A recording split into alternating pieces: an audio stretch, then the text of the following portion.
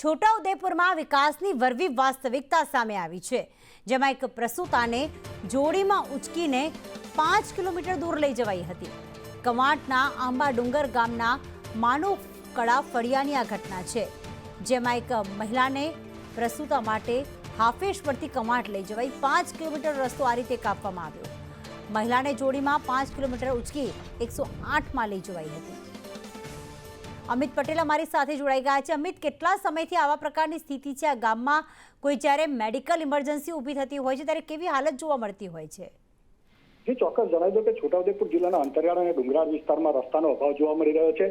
આઝાદી બાદથી અત્યાર સુધી રસ્તો જ ન બન્યો હોવાને કારણે સ્થાનિક અંતરિયાળ વિસ્તારના લોકો હાલાકી ભોગવવાનો મજબૂર બન્યા છે. ત્યારે આંબા ડુંગર ગામની જે પ્રસૂતા મહિલા છે તેને ગઈકાલે સાંજે પ્રસૂતિની પીડા ઉપડતા તેને 5 કિલોમીટર દૂર ડુંગર, હીણ અને કોતરો ખૂંદી અને હાફેશ્વર સુધી લઈ જવાની ફરજ પડી હતી.